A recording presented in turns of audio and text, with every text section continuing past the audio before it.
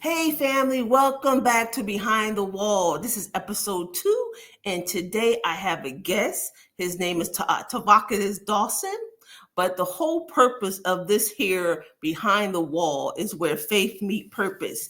I'm a spiritual teacher, a chaplain, and it's all about opening the hearts, the minds, and the spirits of the individual directly and indirectly while going to Linwood County. Today, the episode is going to share his experience, how he came inside the jail to mentor to the women, to share his story. And he's also an author as well. And he promoted and shared his books with the ladies. So I am going to welcome our guest. His name is Tavackus Dawson. So welcome, Mr. Tavackus. How you doing? Okay, there you go. Oh, Cool. okay, there you go. Yes, I hear you now. So how you doing today?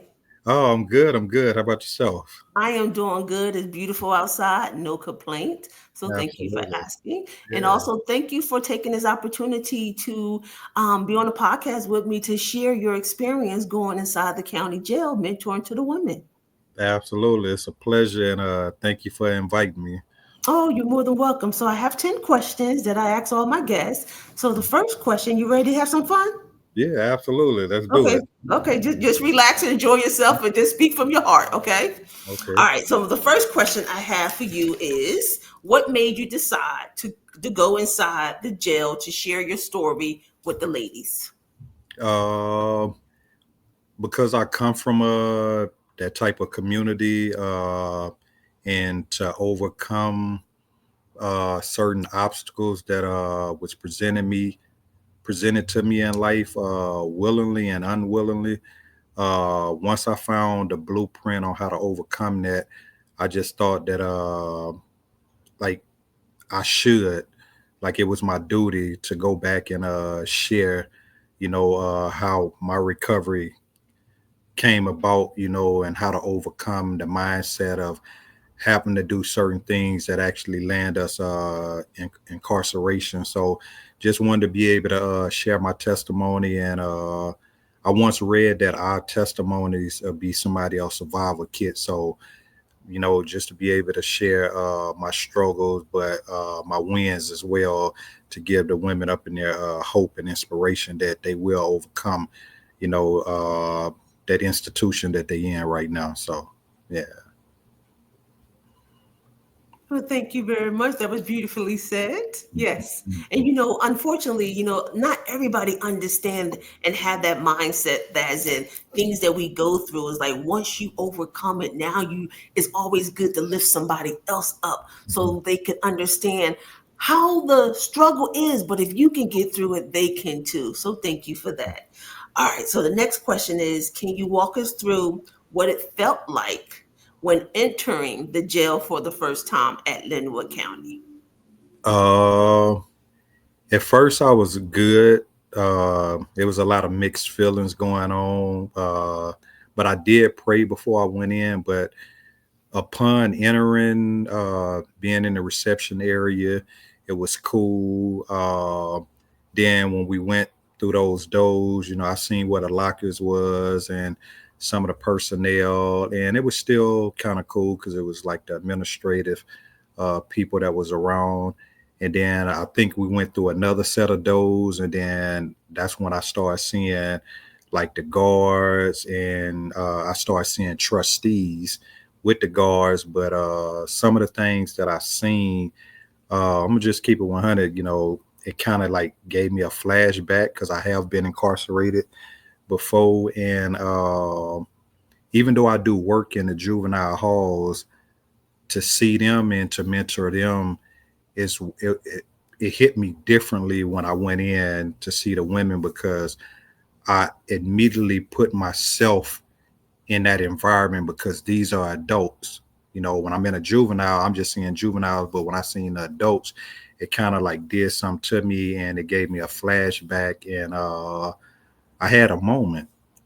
Yeah, I had a moment, if you can remember, and I kind of like stopped, and you like looked at me and was like, "You okay?" And I was like I'm having a flashback right now. Heart went to beating a little fast. I think maybe I kind of like got sweat, a little bit on my head, and it kind of like caught me off guard. And I didn't think that was gonna happen because again, I work with the lifers that come home from prison, so I do a lot of work with them. And again, I do go in certain institutions, but that county jail, that Linwood, it just brought back some other things. And what was a trigger for me, if you remember, I seen a trustee. She had like this long mop stick, but on the end of it, it was a towel, and she was cleaning the baseboards.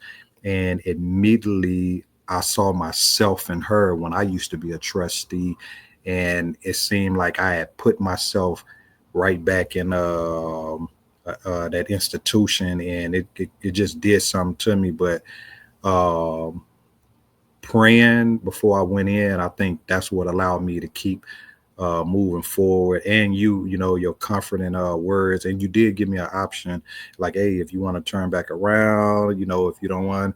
And I was just like, nah, it's like I'm cool. And I was like, we can. And you were still, aiding me, and assisting me. It was like, hey, like you don't really have to, like you can take a minute. And I was like, nah, it's like I'm good. And yeah, we moved forward. But yeah, going in, it was interesting. Yeah, most definitely. Yeah. Well, thank you. Thank you for sharing. I will say that it is challenging for everybody when they walk in there. When they at the reception area, they okay. But the moment they come from that other window, the other door, and that door closed, and now they in there, the same way how you felt is the same way how they felt. And they'll say, "All right, Charmaine, hold up for a moment." And I'll just say breathe, I'll hold them. And like I told you, look, you don't have to do this. I understand, it's not for everybody. And there's some people say, I ask them, hey, you want to come in? And they say, yeah, Charmaine, but I don't think this is for me. And so they already know. They said, nah, I'm not going up in there. You know what I mean? And I get it. I understand. I'm not gonna pressure nobody. And what I also learned for the ladies, when the ladies have to go in there and serve time, they also start to feel a certain way as well, anxiety and everything. And so they put them on a suicide watch because this ain't easy. This ain't normal. You know what I'm saying? They about to be stripped down all the freedom, right? So I understand, so, but I still appreciate you taking that journey and come on in there and breaking through the walls. Like you mentioned to me that some people who did time, they ain't going up in there. You know what I mean? So you were brave enough to say, you know what? It's going to be hard, but I'm going to do it anyway, just for the women, just to give them that story, just to uplift them, just to motivate them. And that's the reason why I do what I do. It wasn't a calling. It wasn't like, okay, God, when I come down, I want to go into jail. I didn't sign up for that, but that's one of my assignments. And so I'm grateful. I appreciate it. It's my passion. I love going in there, pouring into the women and seeing that light shine on them. So thank you. Absolutely. You Yeah. welcome. You welcome. So the next question I have is, what message did you want the ladies to take away from your story or your message when you came inside? Uh, if you can remember when I shared with them, the place that they in right now is not going to determine what their future is going to be. It's not where we start; it's how we finish.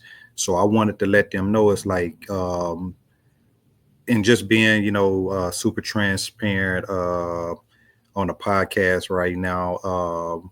I did share with the women that out of all the charges, you remember you actually used like, can you let Mr. Dawson know what your charge is? That way he'll know what audience he's speaking to.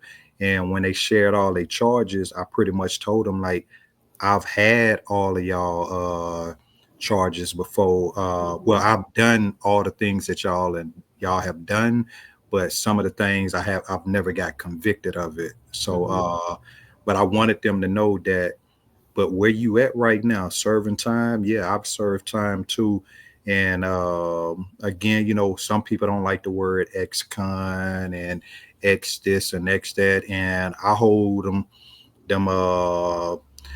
how would you put it, those degrading terms, I hold those, like I own up to them because I was that character before, but then like I shared with the women, now I get to say that I'm a successful businessman.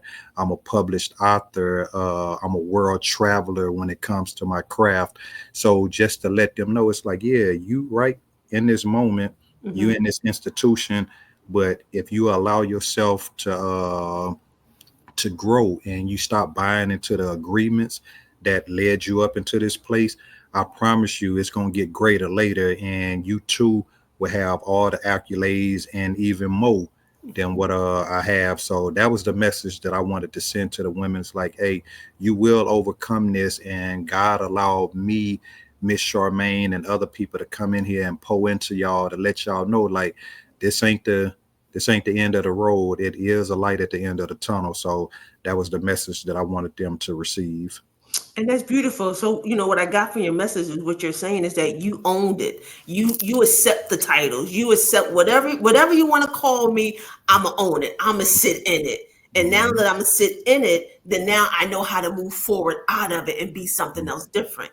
And that's deep because it's like people don't want to own the name that somebody else give them because they say, nah, that's not me, but reality, it is you. You just gotta accept it. And the moment you accept it, then you could be able to say, okay, now it's time to move forward. Just like when you're dealing with someone who have maybe an issue lying or a drug alcohol, a drug issue, or someone who's alcoholic and don't want to accept it.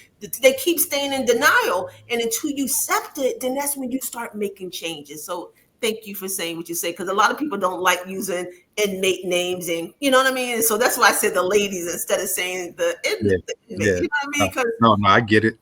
Yeah, everybody feel uncomfortable. So I said, okay, I'm just calling the ladies while they inside behind the wall. So thank Hey, you for sharing that. and if I can add one thing to that, Miss Romaine, I'm an alcohol and drug counselor, behavior Mhm. counselor. But in school, we was always taught the first step to the road of recovery is admitting that you have a problem. That part. And then once you admit, now you can move forward and Mhm. correct whatever addiction or behavior you have. So again, like you said, I do own that. And once I own it, now the road of recovery gets to start and begin. And, the possibilities is endless after that. So Absolutely, yeah, absolutely. And I don't think people really understand that part of owning it. yeah, gotta And own it. if you And ain't nothing own wrong it, with it. that Yeah, ain't part. nothing wrong But with it. but but somehow it is a problem. People don't want to own it. You know what I'm saying? It's like Hmm. on all of you. It is you. It's your experience. You know what I'm saying? So yeah. Hmm. So we just but that seems like another whole conversation. Take me back to my book and acceptance and everything. Just owning it. There Okay. you go. Okay. Okay. So let's go to the next one. The next Okay. question is, how did the ladies react to your story while you were speaking? Do you recall how they was reacting? No, no, no, absolutely. All of them was they they accepted, everything that I presented to them. Because I came in pretty much given what's the word I want to I'm looking for. I came off with the notion of, hey, I'll never be the kettle calling the pot black. Mhm, So I mhm, let them know off, hey, this is who I am. So I shared my story again. I was super, super transparent and let them know it's like, hey, I sat where y'all are sitting right now. And once I started to tell my story, I could see on some of their faces, they was kind of like looking, and mhm, that's understandable to have that wall put up because you don't know this person. They already in a place to where everybody is judging them. So mhm. the last thing they need is one more person up in there like pointing a finger at them. Yeah. So I just let them know ahead of time, like, hey, this is who I am, way before I get into, what it was that they was in there for. And it kind of like relaxed them a little bit. And, some of the women was asking questions about, the lifestyle that I once lived. And it's like, okay, then, and how did you walk away from certain things that you was once attached to? And I shared again with that. I don't never allow ego and pride to stop me from aiding somebody. So again, my story is my story. And once I told it, the women was like super, super, they were super, super, attentive to what I was saying. And yeah, it just turned out to be a good session. And all the pies that I went in, like it was super, just, it was inspirational, but it was refreshing, to say the least. Yeah. Yes, it was. They was really welcome. They really welcome you in. Yeah. And the funny thing about it, whenever I have my cart, they always be looking for stuff, right? So when they see all these books, you had them all coming, but they didn't know what Yeah. they was coming for. But I Yeah. will say they were so open and so welcoming to embrace Yeah. you and Mhm. to listen to your story, listen to your testimony. Mhm. And I never asked them why they in here, but I wanted to ask them so you can be able to articulate exactly what you wanted to get across and understand why they was in there. And so that's why I did that. But normally I don't ask that question because like I don't judge them. I just look, Mhm. I'm here to help you. I can feel your energy. I know what you're going through. And that's how I talk to them on that level. So they so much open. And like you Mhm. said, I share my story so they comfortable with me. So they don't mind coming. Okay, Chaplain Holland. Okay, yeah, you here today. And so no, they were very open and welcome. There was one lady, remember one lady, she was like, "Oh, I ain't telling you why I'm in here." Yeah. She didn't Mhm. want to own it. But as Yeah. you see, everybody else was comfortable in owning why they were there. Yeah, yeah, absolutely. And she came up to me afterwards, and shared why she didn't want to say what she was up in there for. And I told her, I say, I understand, because I say Mhm. I remember being where I was at incarcerated, and people was like, oh, you from Cali? You from LA? And I was like, yeah. And immediately, and I was down south, immediately people wanted to try me Mm, because I was coming from LA. And LA, quote unquote, is supposed to have this reputation. And yeah, people wanted to try me. So she was sharing with me that okay. because of her charge, people wants to try her. And then I kind of like gave her a nugget on how to deal with that. Handle So it. Okay. yeah, yeah, Okay. absolutely. Okay. And it's funny because after she talked to you, she came to me and said, Chaplain, thank you so much for having you to come in here. She said, thank you. So she was the first time I seen her. So I haven't seen her. So I don't know how long she been there, but that Hmm. was my first time seeing that particular young lady. So Yeah, thank you. Yeah. you're So, welcome. yes. Thanks. Yeah. Okay. All right. So I'm actually the next question. So the Okay. next question is, was there a particular moment during the visit that really stood out to you? And I know we went to like three. I think we went to three or four modulars. So I don't Hmm. know. I mean, if you could take your time and say, okay, I remember this modular, this happened. However, if you came back home and did some noting down or whatever, but take your Hmm. time if you can remember anything that stood out the most for you. Uh, one of it was a couple of things, but I'm gonna hone in on one because it goes back to me saying how I was willing to share my story, be transparent, and make the women feel comfortable. If you remember the individual that didn't want to sit down based off of her religious beliefs. Yeah, and I said, hey, I said, I Okay. understand, your religious beliefs, but I Yes. was like, would you just take the time to where I can share my story with you, and Mhm. and from whatever you want to go from there. And she was like, yeah, I'll sit down and listen to your story. And when I shared, she opened up at that table. And all of them opened up at the table, but she was really on it. And then at the end, she was like, hey, something? At first, I was reluctant to sit down and share because of X, Y, and Z. But she was like, I'm glad I did. And not only that, remember, she spoke about her daughter needing help Mhm. with housing. So that individual, she actually reached out to me, Okay. called me from Linwood, but I didn't know the number at the time. But her daughter reached out to me. I spoke to her daughter twice. I actually put her daughter in connection with one of my constituents for a job and for housing, and Beautiful. she was on it like early that the day before she was texting me, and then the next day she was like, hey, Mr. Dawson, I'm here right now, but they not at the building. And I looked at the time, the girl was there like 30 minutes early. So Wow. I said, well, let me hit Miss Teresa real quick and see.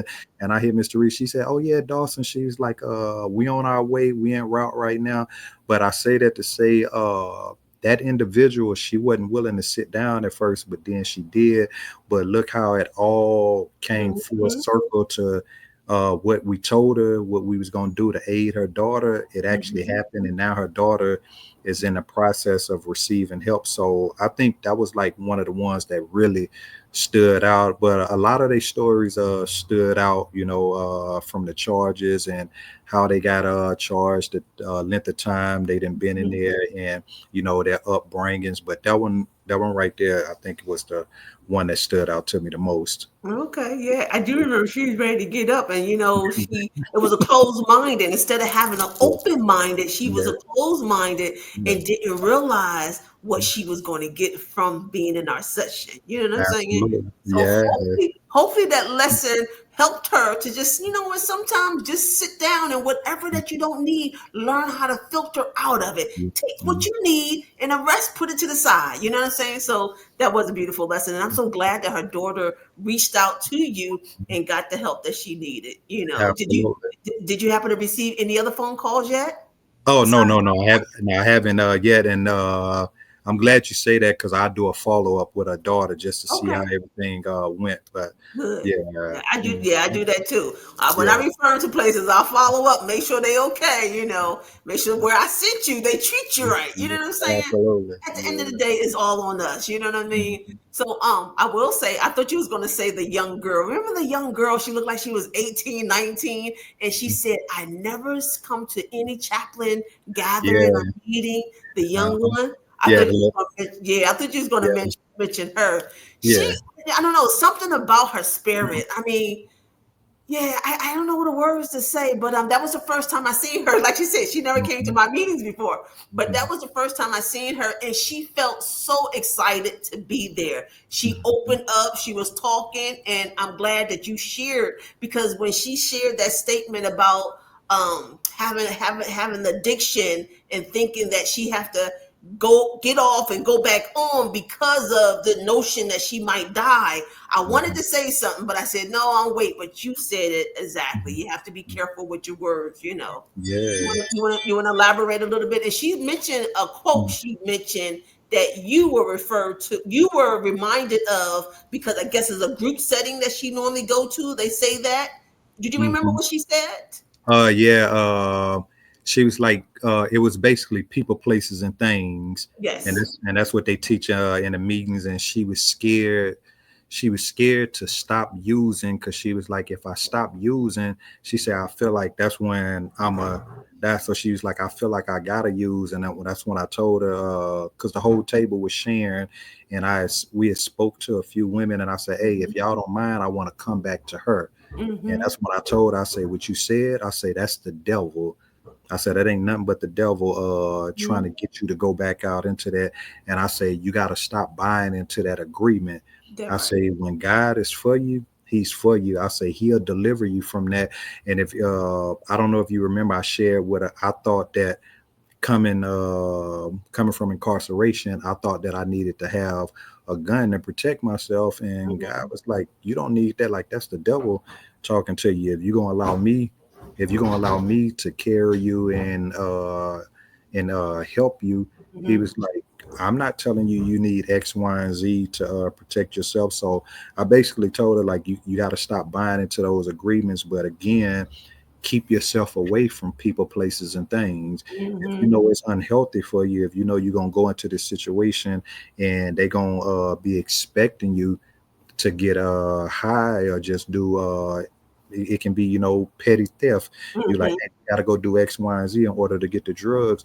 If you know these individuals is going to expect that of you, it's like now you got to actually look at ask yourself like, is this healthy for me? you know what's going to be the end result of this hanging out with these people. So when she said what she said, I was like, yeah, people, places, and things. And she was surprised, and she was like, oh yeah, this and that. And that's why I told her, like, yeah, I'm a drug and alcohol counselor. So she has the she has the tools, she has the resources and the coping skills, but She just got to stick to what she know. And once she do that, yeah, like I say, sky's gonna be the limit, and the possibilities is gonna be endless. Of what her growth is gonna be. Yes, absolutely. And I definitely will keep you updated on her journey. I don't know how long she's going to be in there, but I'll keep you updated if I get to see her again. Yeah, So yeah, yeah, something about her spirit. She looked just like a little kid, and I yeah, was so shocked when she said she's 33 years old. I'm like, you look yeah, like a baby up in yeah, here. So yeah. yeah, Hmm. so thank you for sharing that. The next question is, how did your past or your personal journey help you relate to the ladies you met inside? And I know you kind of shared that, but anything else you want to share on that one? Uh, I can repeat yeah. it. You got it? No, no. What you say? What I you said I gonna can say? repeat the question. Okay, yeah, you can repeat it. I said, how did your past or personal journey help you relate to the ladies you met inside? Uh, how did it help? Basically, my upbringing. What I done been through. I shared a lot of they childhood traumas. So sharing childhood traumas allowed me to understand what space that they was operating from, and what mindset that they have, the negative self-talk that they probably tell themselves on a regular. Because I once did that. I don't know if you remember, I shared with them that I know I shared with one of the pies, if not two, that at one time, I had thoughts of suicide before. And childhood trauma, that's also normal for somebody that's going through horrific events. Especially, it's not just one event, it's multiple events, which they call compound trauma. So just having a background as a lot of those women, yeah, it kind of helped me to be able to relate to them and get them the message, like, to let them know it's like, hey, I know where you at. And when they were sharing, it's like, okay, like I didn't want to just keep saying like, oh yeah, I've been through that and I've been through that. It's like I just wanted to listen. And then once I heard their stories, just be able to get them some positive feedback and let them know it's like it's gonna be okay. But yeah, I think, yeah, my personal experience is what helped me to relate to them. Thank you for sharing that. And that's exactly probably why I'm in there as well. My personal experience as well, being a teen mom. And the struggle that I had to go through, and so many other struggles in life. And so that makes it so much easier because now you can relate to them on a different level. And so they can be easily open. For you. So thank you for sharing that. Okay, so let's see. Absolutely. The next one is, did the visit change any of your views about incarceration, with the women or the justice system? Uh, yeah. Seeing seeing those women in there, it did something to me because I watch Lockup all the time because I am a behavior counselor. So it's certain things that I research on a regular. So to actually see those women up in there, and I'm like, this is somebody's mama, this is somebody's sister, auntie.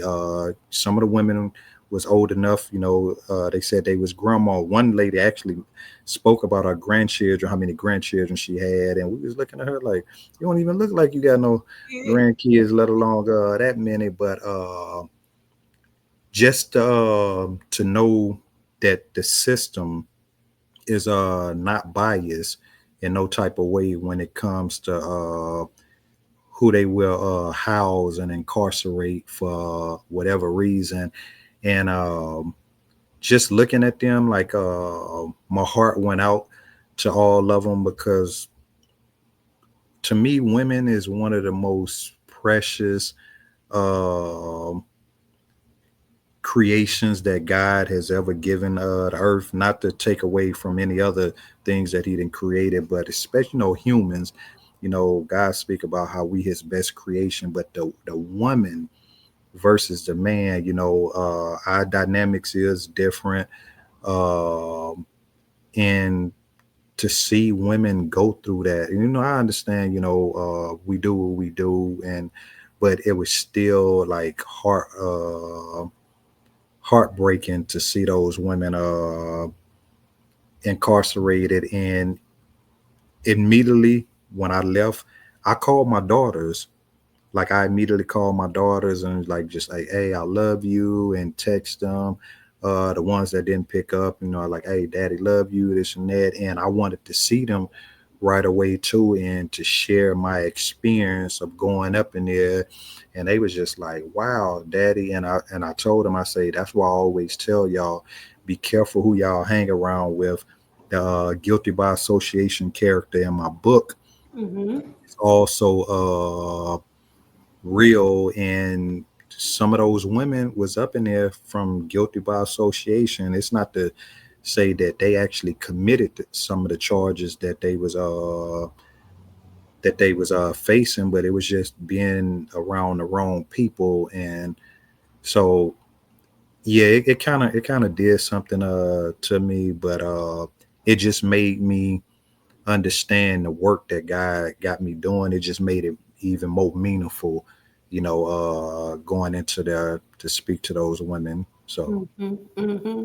Yeah, well, thank you for sharing that. That was beautiful, and I'm glad that you shared how it had impacted you. Because, like you said, when I got out, I mhm, called my daughters immediately. You know what I'm saying? So there was something going on with you that you mhm, said, "Hey, I need to. I just need to just reach out. I just need to touch my girls because." mhm, It is, when I go in there and I talk to the women, and some of them got 10 and 13 children, I'm thinking, why are you not here? You should be home taking care of your kids.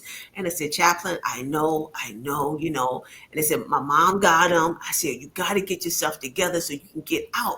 I said, because if not, they're going to repeat your cycle. And that's not what you want. We need to break this here generational curse going on. We need to break it. So I just try to just pour in them and give them the love that they need. And they listen. And so, when I first went in there and didn't realize that Linwood holds up to 3,000 women in there. I mean, believe it or not, there's a mhm, lot of ladies in there. And then they have the trans come in there, so there's even more added. And so um it does hurt. And so sometimes for Christmas, I like to kind of do a Christmas toy drive to mhm, give the kids toys from the mom. So people will donate and they will go buy the kids the toys so that the moms will let me know what size or what they like, what their kids like, because they have conversation with their children, and they will tell me, okay, Chaplain, he want to watch or he want this. So then I just find people from churches and mosques or whatever will go buy the stuff for the kids, and they'd be so excited. They say, Chaplain, my son got to watch, and it brings them joy, and hopefully it brings them light that, hey, you can do this too. Get yourself together so you can get on out there and be with your child. You know what I'm saying? So it does. It, absolutely. it does a lot for me as well. That's why when I'm out in the world, when I see women or whether they come to me, whatever I can do to nurture them and hug on them and love them, so they're not missing something to cause themselves to get in a tight situation and Mhm, cause themselves to be there. You know what I'm saying? Because all you absolutely. need is one hiccup, one wrong move, like you said, be with the Yeah. wrong person. I just share a story. I had a young lady in there, and she said that she was on her way to work to hop on a bus, and Mhm, she looked down the street and she seen her cousins, and she heard spirit say, "Get on the bus." And she said, "I mhm, heard that voice say, 'Get on the bus.'" And then she said, "I looked and I seen my cousins, and I went to go hang with my cousins." And she said, "If I would have just listened and got on that bus, I would not be here." And I mm, said, "It's okay." I said, "It all happened to us all. We don't hear that little voice." You know what I'm saying? But mhm, the beautiful thing, she understands now that voice. Now I mhm. guarantee she'll listen to that voice every time. Yeah. Sometimes, and the sad part, we all going through some trauma. Mhm, And this is, like you mentioned, this is a healing place for us. And I tell them all the time, God mhm. got you down. This is your moment for you to sit down and listen so he can teach you and take you on a different path. The path that you Absolutely.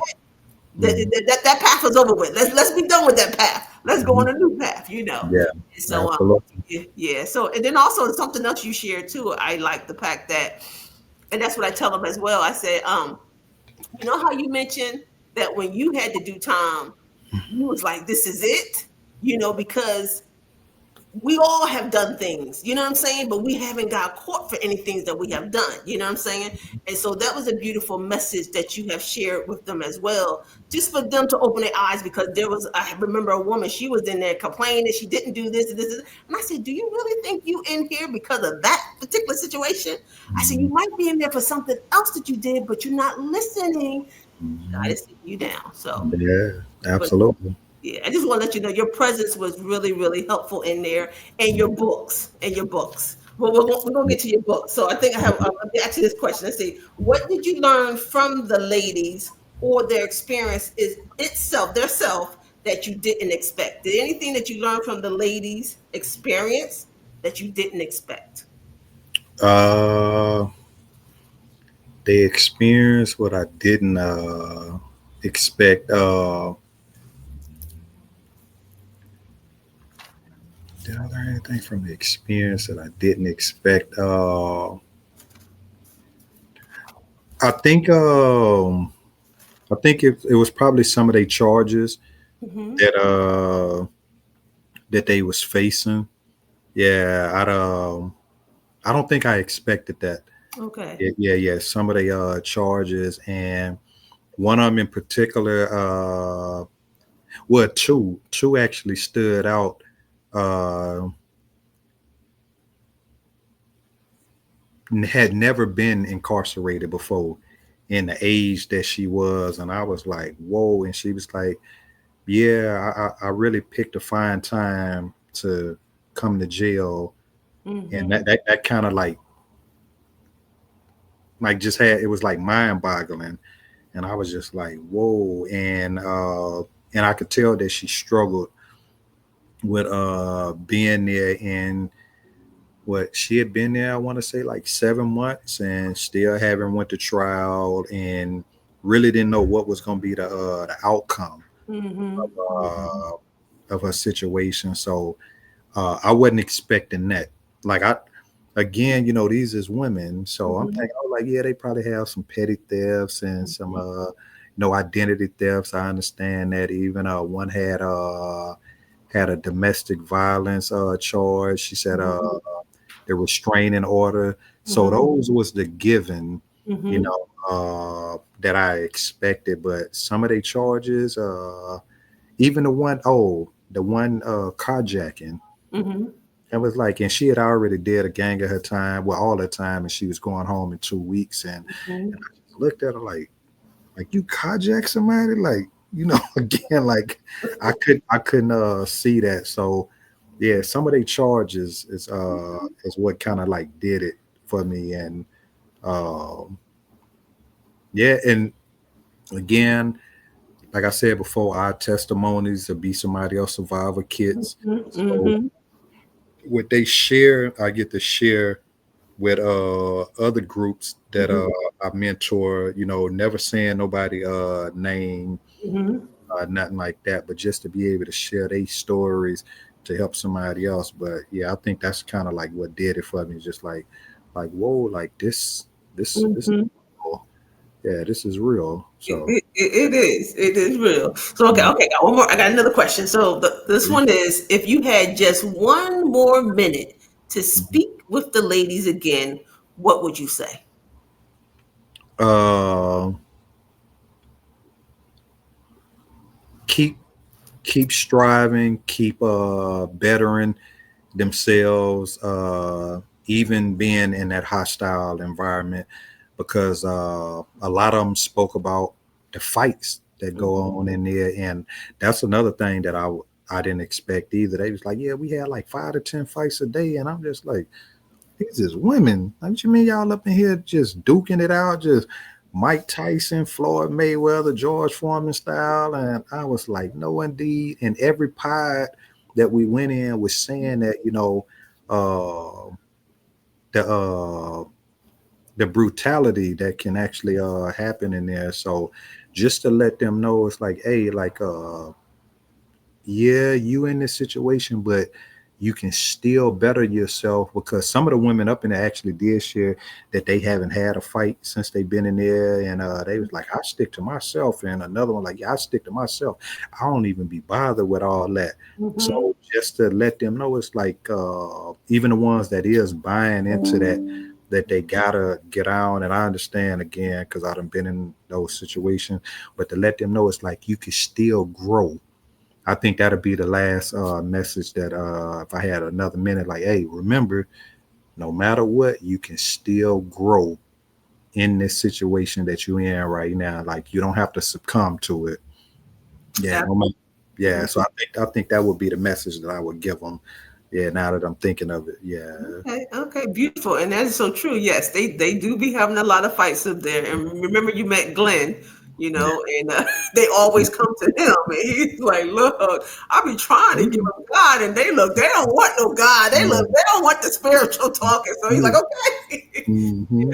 Yeah, but yeah, I try to talk to him and say, look, you're not here for that. You did that, done that. But it's just imagine just being in a big, big open area, and you dealing with so much issues, people stressing and worrying, and I mean so much going on. It's like, well, how do you release it? You know what I'm saying? Mm-hmm. They go and exercise, but maybe that just ain't enough. And so anytime I come, they always want to keep me longer than expected. Yeah.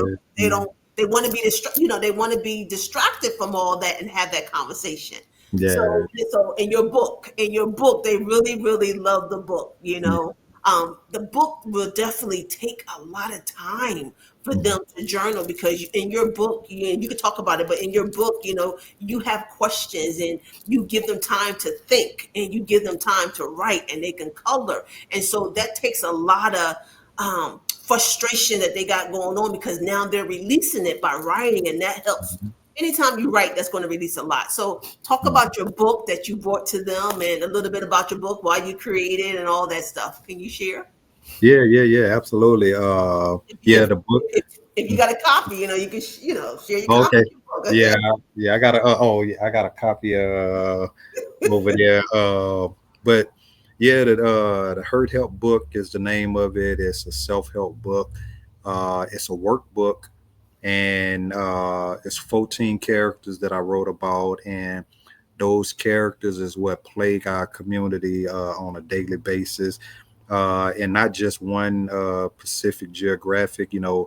It's white, black, Hispanic, Asian characters throughout the book. And again, it's 14 characters that I wrote about. And um, just to be able to recognize those characters when you encounter them, if you that character, the book allows you to see, the mistakes that you make, in the justification that you tell yourself about being that character. It breaks down the definition to the character as well. And once you get through that, then you go over to a page where we talk about the hurt. So if you just say one of the characters in the book is the drug dealer. So if you've been a drug dealer, how has being a drug dealer hurt you? So now you get to open up about the trauma that you done been through, being this character.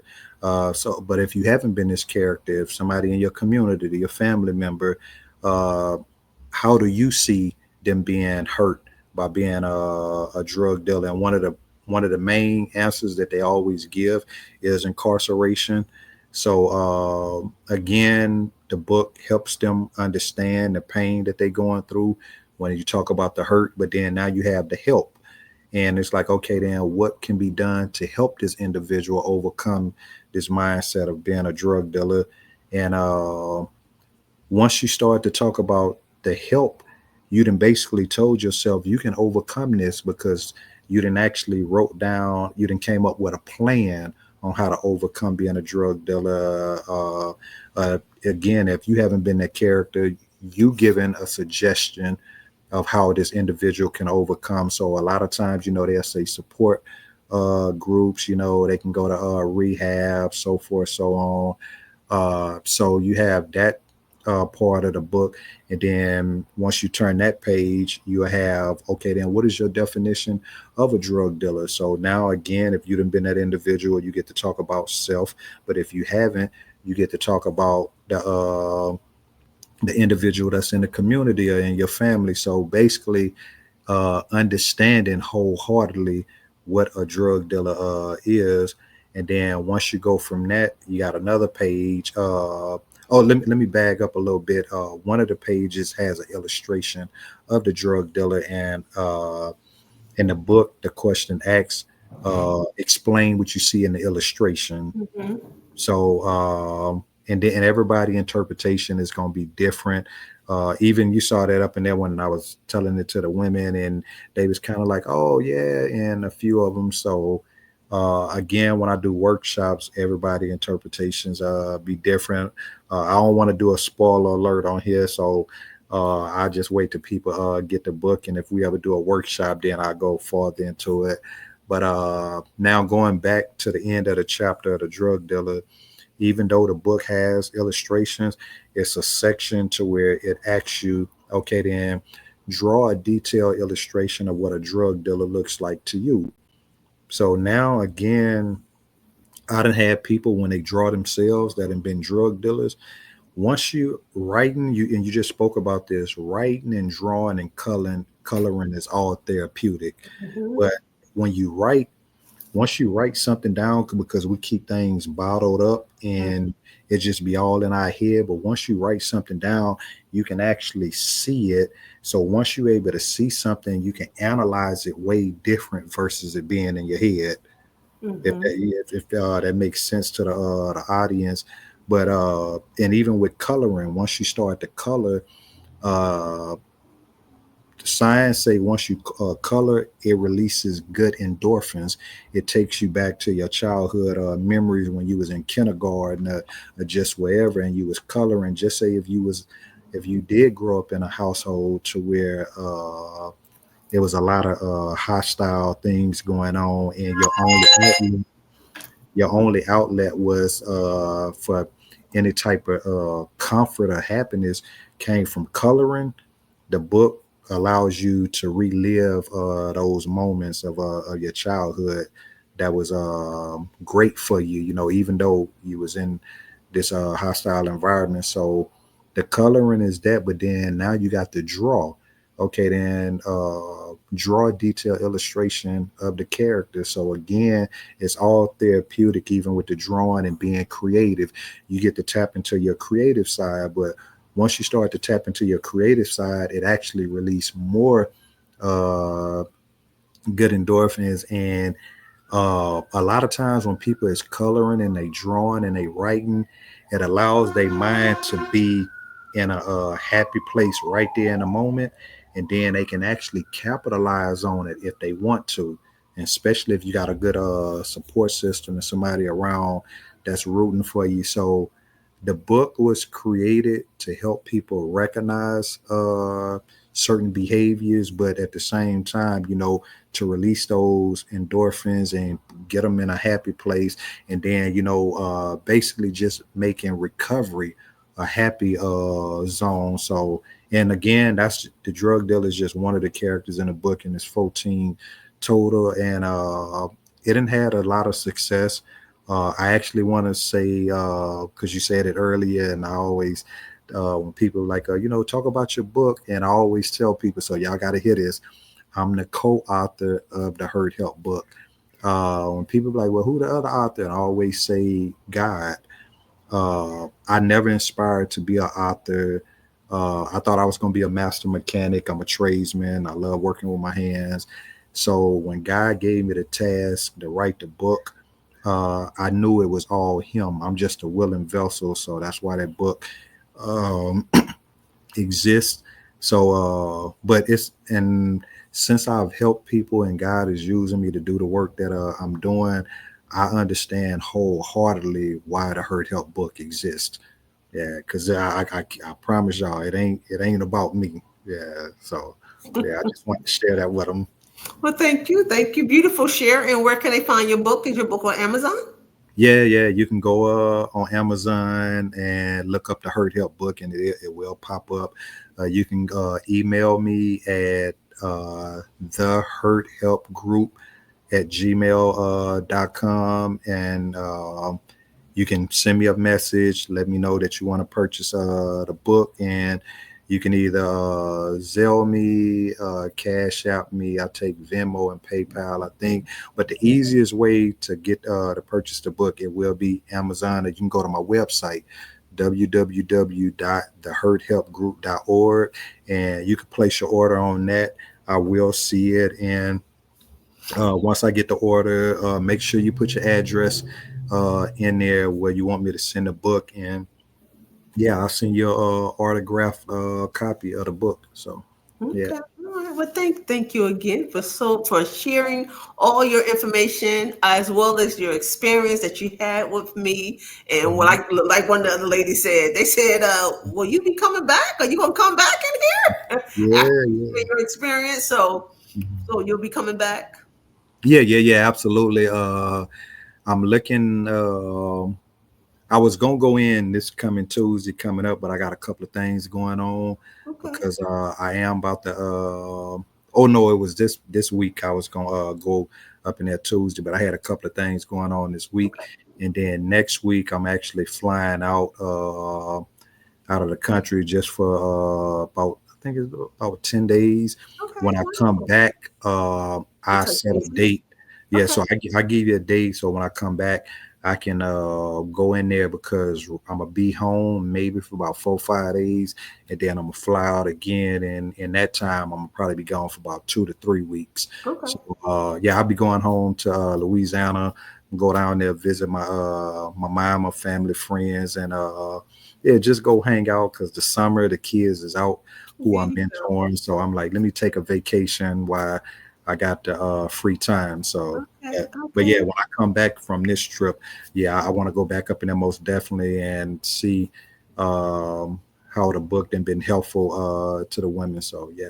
Okay, okay, well, beautiful. I'm glad that you're willing to come back because, like I said, they were so open for you, and I know they probably did the homework that you gave them to do, and they probably excited to come back because you did promise them. You said, "Hey, we're Yeah, gonna go through the book, and I'm gonna yeah, tell you which one that I was in or which one I was." So yeah, they'll be yeah. looking forward to that. Also, they want me to go inside the men's jail, so I would love to have you come take a Okay. visit with me inside the men jail as well and share Okay. your book and your story with them, at least to help motivate, inspire them to make that shift so they don't never have to walk in them doors ever again. So, Absolutely. being said, and so, is there any closing remarks you want to share before Uh, wrapping up? if anything, anybody that's listening, see this video, if you can, aid somebody in need. Everybody needs a support system, uh, especially, incarcerated and people that's not incarcerated. But the people that's not incarcerated, prevention and intervention, intervene, and you don't have to be overbearing with it, but just intervene if you see your people going through something. Drop a little nugget, even if you feel like they're not listening right there at the moment. I always say never underestimate the power of planting a seed. So yeah, just plant that seed, and your people that's incarcerated, don't give up on them. Yeah, because what if my family would have gave up on me? Not even my family. What if God would have gave up on me? You know, we do recover. I want to say that we do recover. So don't count your people out that's incarcerated. And if you do have the ability to go visit your family that's incarcerated, um, you wouldn't believe how just 15, 20 minute, 30-minute visit can change the whole trajectory of their mindset that they might be having right now. So yeah, I just want to put that out. Yeah, go see your people if you can, and your people that's on the streets, go see them as well. Again, we quick to black sheep our family. members, and I was a black sheep. And it's funny because again, when we talked about earlier about owning titles, me and my sister, we was chopping it up the other day. She down in Louisiana, and she was just telling me like she happy for what I'm doing and the person I am today. And I said, yeah, sis. I said, at one time I was the black sheep of the family. I said, now I'm the black goat. And she was like, I know that's right. Because she said, you making moves that a lot of people in the family ain't making and haven't made. And it's not to take nothing away from my family because I love all of them dearly. But uh, a lot of times, a lot of us is considered to be the black sheep. And in the end, hey, we can be that black goat. You know, like Kobe was the GOAT, Jordan was the GOAT, LeBron was the GOAT.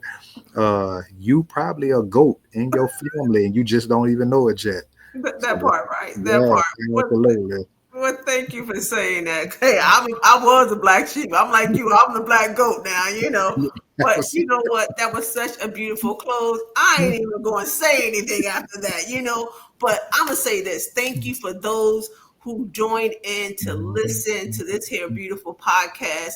I am always looking for authors, mentor, anybody who has a story that can come inside the county jail with me and mentor to the ladies and the men. Please like, subscribe, leave a comment, drop your information, put your hand up, say, hey, I would love to connect with you and come on in. I will embrace you, welcome you to come and help our sisters. You know, they need the healing inside. When they get out, they got so much coming at them. So if you can come in and touch them and be that big sister, be that big brother for them, I appreciate it. With that being said, have a beautiful night. Peace. Thank you.